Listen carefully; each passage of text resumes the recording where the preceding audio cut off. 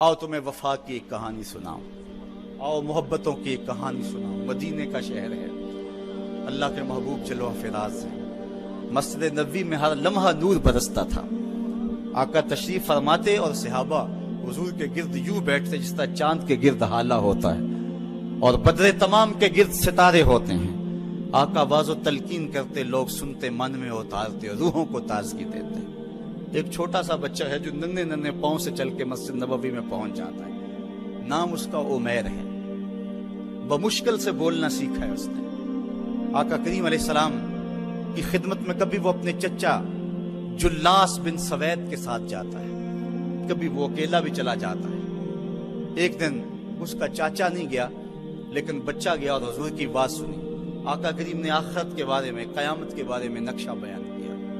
جب وہ بچہ واپس پلٹا نا تو اپنے چچا کو کہتا ہے، یا اماہ سمیت رسول اللہ صلی اللہ علیہ وسلم یخبرنا عن الساعہ حتی کانی اراہا رای العین۔ اے میرے چچا، آج میں نے حضور کو قیامت کا ذکر کرتے دیکھا ہے، اور حضور نے ایسا ذکر کیا ہے کہ قیامت کا نقشہ میری آنکھوں کے سامنے آ گیا تھا۔ یہ بات جو ہے وہ اس بچے نے اپنے چچا کو سنائی، کیونکہ چچا آج غیر حاضر تھا اور بیٹا چاہ رہا تھا کہ میں اپنے چچا کو بھی حضور کی مجلس سے وہ سنی ہوئی بات بتا دوں اور جو محروم ہو گیا اس کی محرومیاں دور ہو جائیں۔ لیکن اس کا چاچا جلاس بن سوید ازلی بدبخت تھا۔ اس نے کہا، واللہ لو کان محمد صادقا لنحن شر من الحمیر۔ اللہ کی قسم اگر محمد سچا ہے نا تو ہم گدھوں سے بھی پھر گئے گزرے۔ جب یہ بات کہی اس نے تو اس بچے کے پاؤں تلے سے زمین نکل گئی کہ میرا چچا کیا بول رہا ہے۔ یہ تو مجھے انگلی لگا کہ مسجد نبوی میں لے جایا کرتا تھا اور اس نے یہ کیا بات کہہ دی، یہ تو منافق نکلا۔ اللہ اکبر! اس بچے کی حیرت کی انتہا نہ رہی کہ یہ کیا ماجرا ہو گیا۔ اس بچے نے جو لفظ کہا اب سنیے، اس نے کہا، یا امی، اے میرے چچا، واللہ انکا کنت من احب الناس الی قلبی۔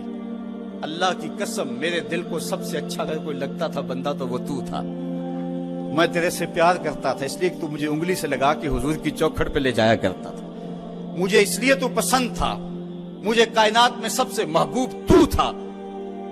واللہ لقد اصبحت الان ابغضهم الی قلبی جمیعا۔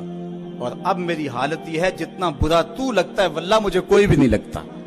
یا امی انا بین الاثنتین۔ ہمارے ماں باپ قربان اس بچے کے، حضرت عمیر بن سعد رضی اللہ تعالیٰ عنہ کہتا ہے، یا امی، اے میرے چچا، واللہ انکا کنت من احب الناس الی قلبی۔ اس زمانے میں سب سے پیارا مجھے تو لگتا تھا۔ واللہ لقد اصبحت الان ابغضهم الی قلبی جمیعا۔ اور آج سب سے زیادہ مجھے برا تو لگتا ہے۔ آگے لفظ سنیے بچے کے، یا امی انا بین الاثنتین۔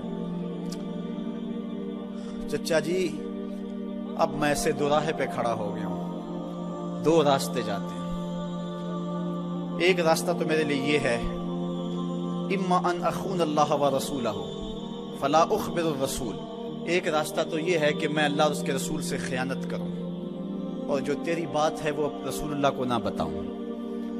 ایک تو یہ راستہ ہے کہ میں حضور سے خیانت کروں، اللہ سے بھی خیانت کروں، اور جو تو نے کہا ہے، جو تو نے بدتمیزی کی ہے، میں وہ بات حضور کو نہ بتاؤں۔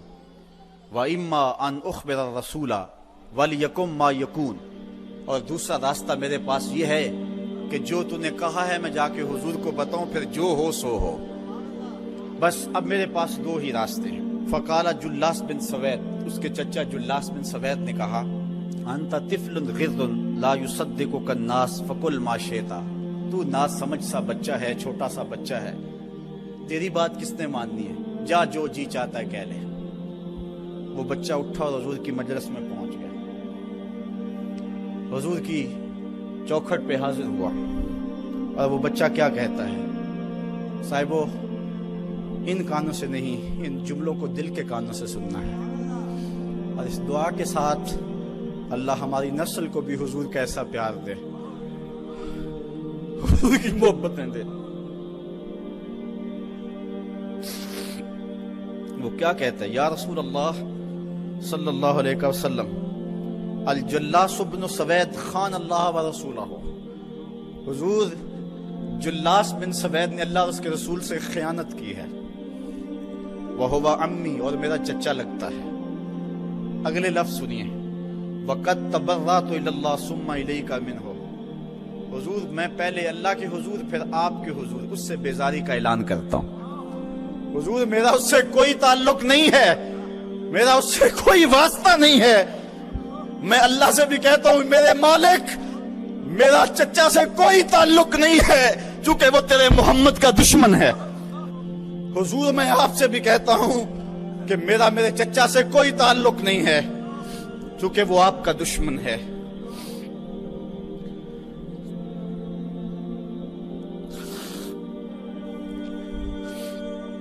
قالا وماذا قال، حضور نے فرمایا بچے اس نے کیا کہا ہے؟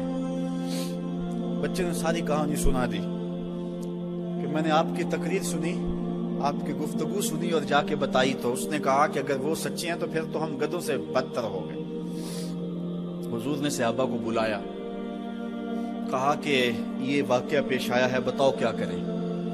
صحابہ نے عرض کی ھذا طفل صغیر لا تصدقه فهو لا یعی ما یقول والجلاس بن سوید یصلی معنا وهو شیخ کبیر وعاقل، حضور یہ بچہ چھوٹا ہے، کم عقل ہے، کم سمجھ ہے، یہ تو اپنی بات بھی نہیں صحیح طرح سمجھ سکتا، جو کہتا ہے تو وہ بھی نہیں جانتا، اور جلاس بن سوید بڑی عمر کا آدمی ہے، ہمارے ساتھ نمازیں پڑھتا ہے اور عاقل شخص، تو آپ اس بچے کی بات کی پرواہ نہ کیجیے اور اس کی خبر کی تصدیق نہ کیجیے۔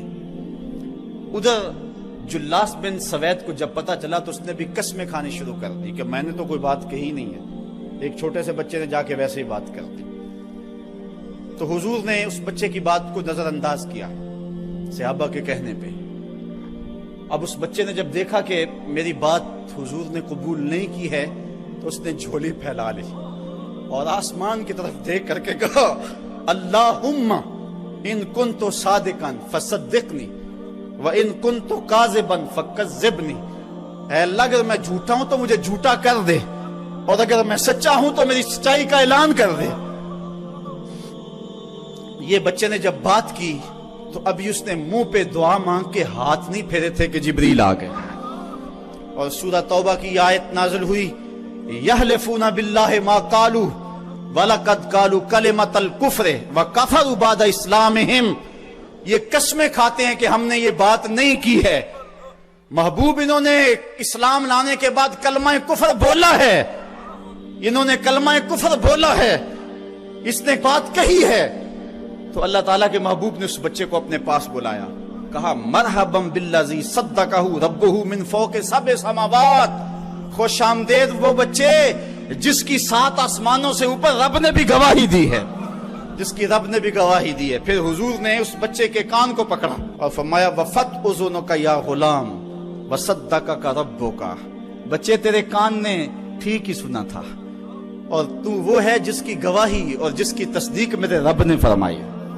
اللہ اکبر۔ حضرت عمر رضی اللہ تعالیٰ عنہ کا دور آیا تو انہوں نے حضرت عمیر بن سعد انصاری رضی اللہ تعالیٰ عنہ کو حمص کا گورنر بنا دیا، اور پھر جب وہ فوت ہوئے تو حضرت عمر روئے، فرماتے کاش کہ میرے پاس عمیر جیسا کوئی دوسرا آدمی ہوتا اور میں مسلمانوں کی محافظت کے لیے اسے مقرر کرتا۔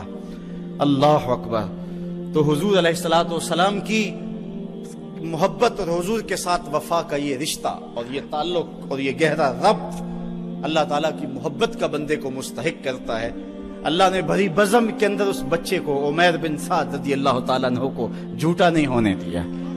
تو اقبال کہتا ہے کی محمد سے وفا تو نے تو ہم تیرے ہیں، یہ جہاں چیز ہے کیا لوح و قلم تیرے ہیں۔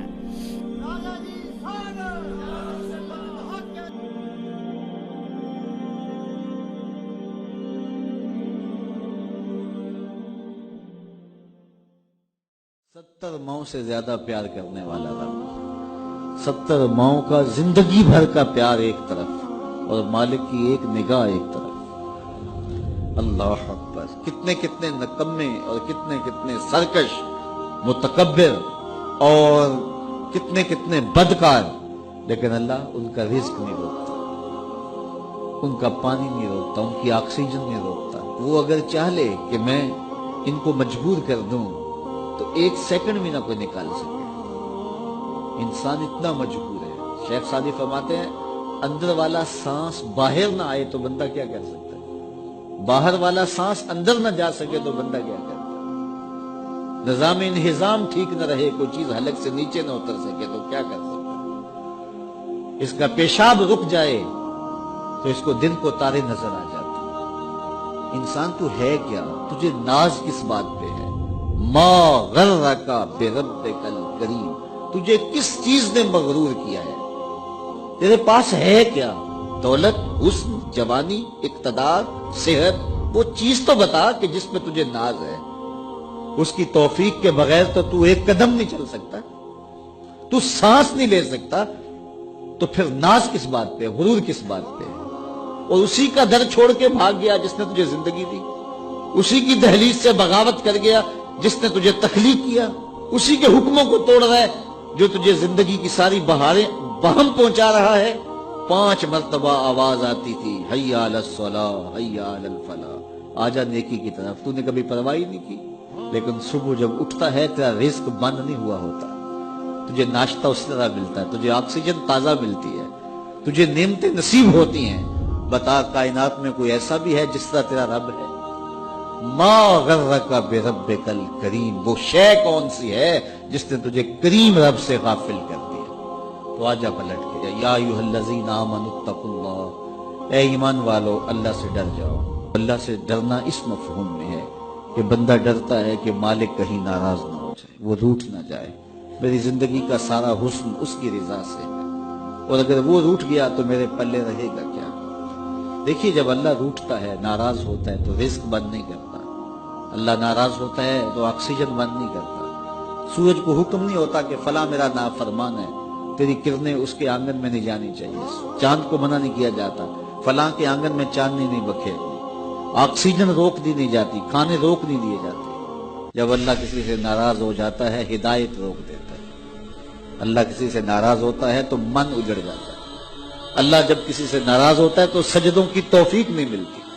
اللہ جب کسی سے ناراض ہوتا ہے تو خشیت الہی کے جذبے چھین لیے جاتے ہیں، تو وہ یہ دولتیں لے لیتا ہے۔ بندہ سمجھتا ہے میں نماز پڑھنے نہیں جاتا، اور تو کون ہے نہ جانے والا، وہ بلاتا ہی نہیں ہے، تجھے توفیق سجدہ ہی نہیں دیتا ہے، تو کون ہے؟ تو بھاگتا ہوا جائے۔ یار کسی کو کارڈ آیا ہو کسی منسٹر کا تو وہ کئی لوگوں کو دکھاتا پھرتا ہے، آج کل تو وہ جو ہے وہ شیئر کر دیتے ہیں جی مجھے فلاں نے بلایا ہے، تو لوگ جلیاں ڈالتے ہوئے جاتے ہیں فلاں نے بلایا، تو رب نے بلایا ہو تو کوئی جائے نا؟ او میاں تجھے اس نے پھر بلایا ہی نہیں۔ تیرے سے ناراضگی ایسی ہے کہ تیرے کانوں سے آواز تو ٹکرائی ہے لیکن تیری روح تک نہیں پہنچی، اس نے روک دیا راستے میں۔ اللہ فرماتا ہے کہ ہم ان کے کانوں میں پردے ڈال دیتے ہیں، ان کی آنکھوں پہ پردے ڈال دیتے ہیں، ان کے دل پہ پردے ڈال دیتے ہیں۔ تو بندہ کہتا ہے میں نہیں پڑھتا، تو کون ہے نہ پڑھنے والا؟ وہ تمہیں بلاتا نہیں، اس قابل نہیں سمجھا گیا، کیونکہ تو نے اس کے حکموں سے منہ موڑا، اس کی فرما برداری کو چھوڑا، تو پھر اس نے بھی تجھے راندہ درگاہ کر دیا، اور بھٹکتا پھر سویر سے لے کر شام تک کس کس کو سیلوٹ کرتا ہے، لیکن تجھے توفیق نہیں ہوگی اس کی حضور سجدہ ریزی کی۔ اگر کوئی نماز نہیں پڑھتا، کوئی سجدہ ریزی نہیں کرتا، اللہ کے حضور جھکنے کی اگر کسی کو عادت تھی تو وہ مت سمجھے کہ میں نہیں کرتا۔ اللہ اکبر، اس سے چھین لی جاتی ہے توفیق، چھین لی جاتی ہے توفیق۔ تو اللہ سے توفیق مانگو کہ اللہ ہم سے کبھی بھی اپنی توفیق نہ چھین، ہمیشہ ہماری پیشانیوں کو سجدے نصیب کرے۔ تو کہا اے ایمان والو اللہ سے ڈر جاؤ۔ اللہ اکبر، یعنی اس سے محبت کرتے ہو تو اس کی ناراضگی سے ڈر جاؤ، کہیں وہ روٹھ نہ جائے، وہ ناراض نہ ہو جائے۔ وَلْتَنْظُرْ نَفْسٌ مَا قَدَّمَتْ لِغَدٍ،